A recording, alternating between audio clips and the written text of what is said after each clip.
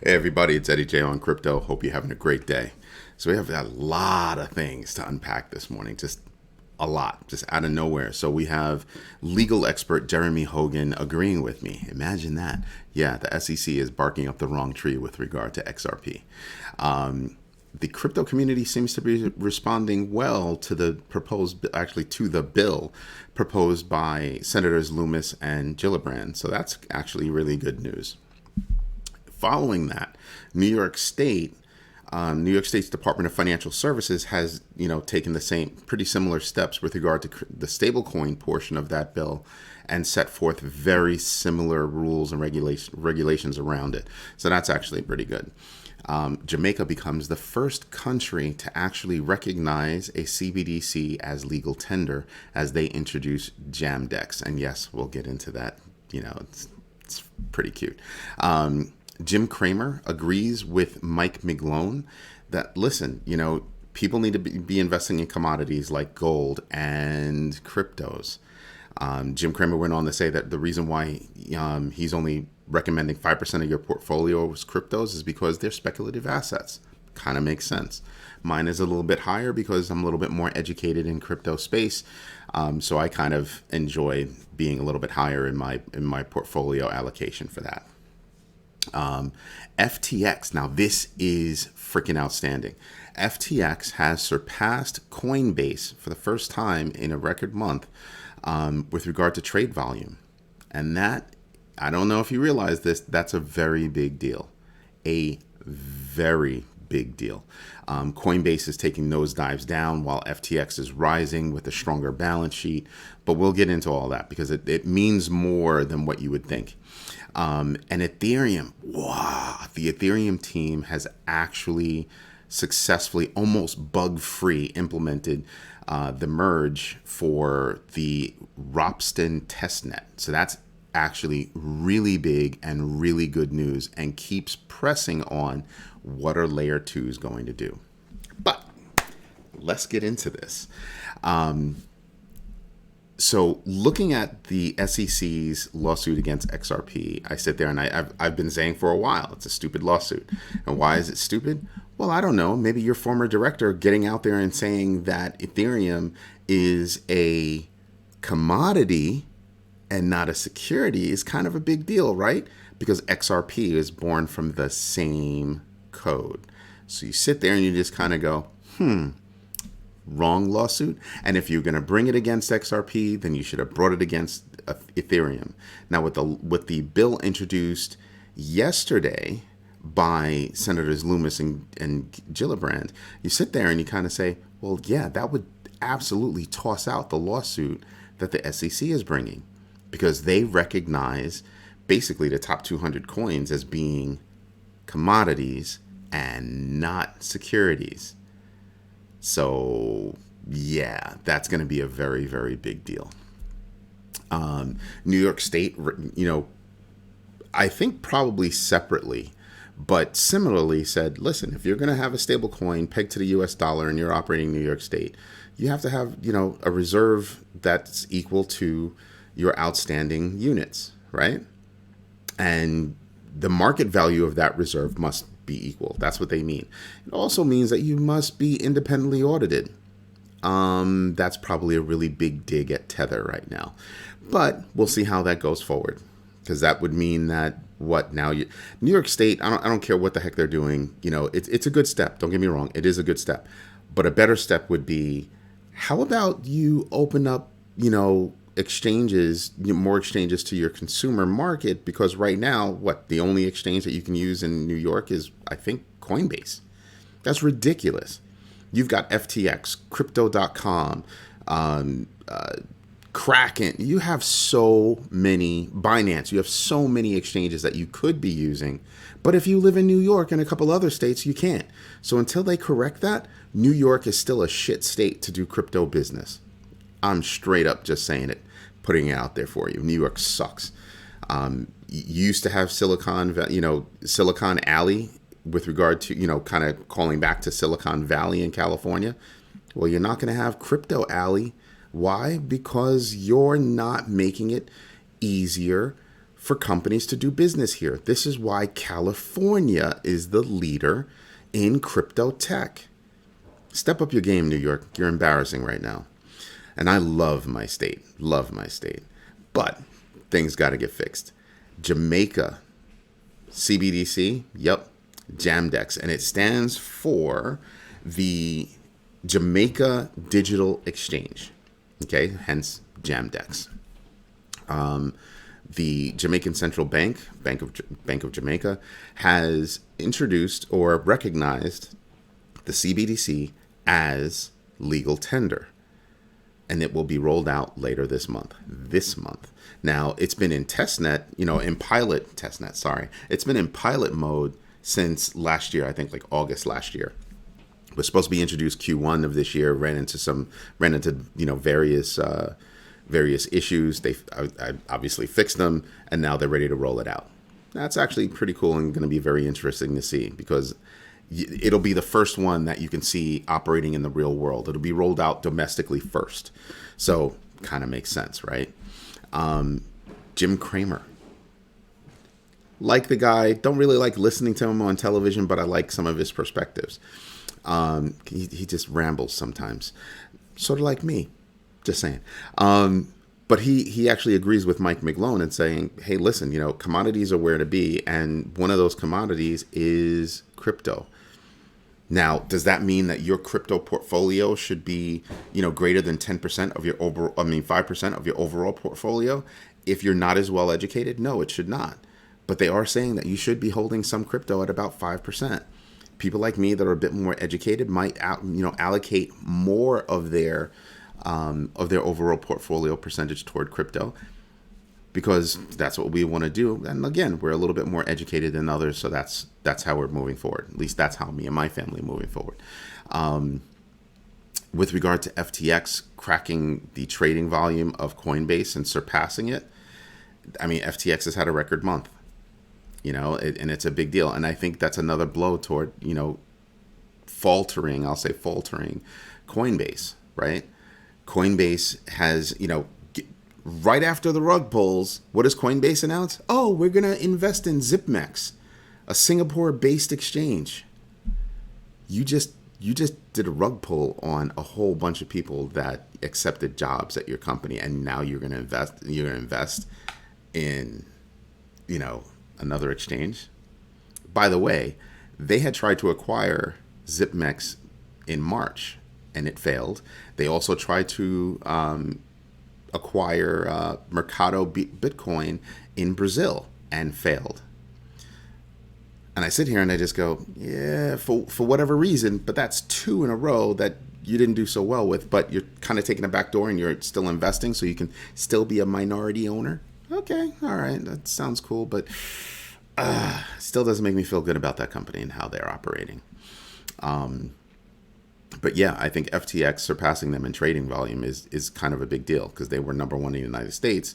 They probably still are, right? Because it takes a little while to establish, another brand as being, larger. But that would mean that, you've got another company nipping at your heels, and at this point they're not nipping at your heels. They're kind of taking chunks out of your leg, right? Because they've got a stronger balance sheet. And they've already, FTX has already announced that, yeah, we want to make some acquisitions. And we've got the money to do it. Yeesh. That's, talk about a tight market. I'm just saying. And then you have Ethereum. This is actually really good news to me, because it's gonna have an effect, in more ways than one. Ethereum having a successful, almost bugless implementation of the merge for the Ropsten Testnet is big, because my next question is going to be, now that that's happened, it makes August seem way more of a reality than before. Not only that, but it still presses the question that I asked yesterday: what happens to all those layer 2s? Well, you're going to start to, I'm telling you, you're going to start to see, good projects that have served their purpose most likely start to fall down and falter and, basically go away or fold into other areas. Then you have, other coins, and, you have other coins that are going to wind up failing and going away because their only claim to fame was that they're, quote unquote, faster than Ethereum and cheaper than Ethereum. okay, but that's going to go away. And then, of course, you have fake coins and meme coins and all that good stuff. And I think you're going to wind up seeing a lot of projects start to fall by the wayside as, the chosen few kind of bubble up to the top. Clearly, Ethereum is going to be one of those. I'm still scratching my head about Litecoin, given that they, like I said yesterday, they are still going to be delisted by the top 5 and the only exchanges licensed in South Korea. And I think that's going to ripple out and have serious effects on Litecoin. And it's all over the confidentiality piece that they introduced with Mimblewimble. So, I don't know. But, you know what? Let's take a look at the numbers. Yes, I'm in a very good mood today. And you should be too. So, let's just give this a quick refresh. No major changes from what I had a couple of minutes ago. You've got Optimism down 15%. They had a small, what seems to be a white hack attack on them, and about $1 million or so was flipped over to Vitalik Buterin. Obviously, that can be given back. So yeah, most likely a white hat attack as opposed to a real attack. But it pointed out some flaws. So they've taken a hit, which kind of makes sense. Is there anybody else on this? So Gala losing 5% would not necessarily be a big deal because my 5% rule. But Gala's been down for a little while, so it makes me kind of say, well, if they've been down for this long, it's cheap and it could be a reason to buy in. And Gala is a really strong metaverse play. So I'm probably going to get in on that one. Arweave, something I've been paying attention to, same thing. That project bounces between winners and losers all the time. A lot. And I haven't been paying attention to the actual rhythm, but I have been paying attention to the fact that I see them bounce back and forth. So it's something that I could be taking a look at. And, file sharing, as it is now in the cloud is different than file sharing as it is in crypto world. So that's actually a very interesting project to me, and I'm very interested in it. I have a friend that actually owns a company, and they're using Arweave's tech to actually implement. So it's very cool to me. And who's on this side from the winners now? I just want to highlight this down to here, and then you have, let's see, Ape NFT up 7%. Shocking, they were down a lot yesterday. Chainlink up 8%. They were up a little bit more earlier, but remember, this is a rolling 24-hour number. All right, so it's a rolling 24-hour number. So you're paying attention to that. Luna Classic being up 11%. If you really wanted to play with something, you could play with that. But I mean, just look at the quote, and you have to also think about where could you possibly get it. Right? It's not as easy as you think to actually put your hands on it. But you can. And if you're smart, you can put your hands on it when it takes a big dip, and then you can play it when it takes a rise.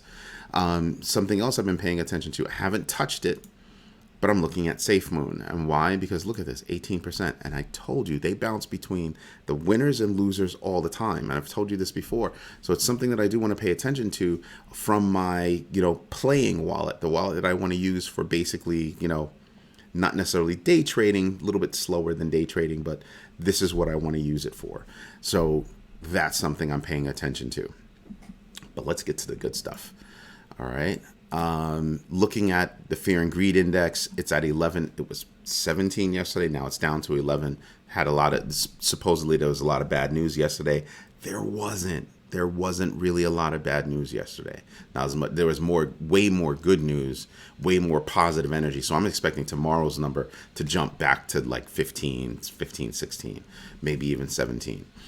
Like I said, because there's a lot of positive news. The reaction to the bill from Lummis and Gillibrand is a big deal. New York's piece is kind of a big deal. Let's see, another one that came out today. FTX going out there doing something. The big good news from Ethereum and their testnet rollout. Big deals that are all positive. And look at DeFi Llama at 106. Okay, it's at 106. That's still a good number. Again, for this particular space, DeFi has a long way to go before it grows up. So what I'm looking at is, can we maintain above 100? If we can maintain above 100, this space has a really good place to go, and I think it can stay with above 100, right? There are a lot of different projects that are leaning toward adding staking to their repertoire. So that's something I'm paying attention to. Again, right here, Bitcoin still moving sideways. Still moving sideways. So when you zoom out and you really get into it, yeah, we've been moving sideways for a while. So since before May 12th, put it right about here, since about May 9th, we've been moving sideways with a little dip down below, a big dip down below my blue band. It's been predominantly moving within that inner band. So I don't know. Right now, what we're noticing is you're seeing pops above my high for that blue band as opposed to pops below. So that's what I'm paying attention to right now. And I think some of the positive energy that we're getting in other spaces is going to make Bitcoin go up a little bit. So let's just pay attention. Right now, everything to me is still on sale. Bitcoin at 30,000, Ethereum below 1,800 in the 17s. I think that's a sale price. As August gets closer and closer and closer, I think you're going to start to see Ethereum start to take off. People are going to want to have their hands on it. What do you mean? What do you mean? No, that's not what I wanted right here. There you go. Yeah, just log me in. Sorry about this. Every now and then it happens. It's all good.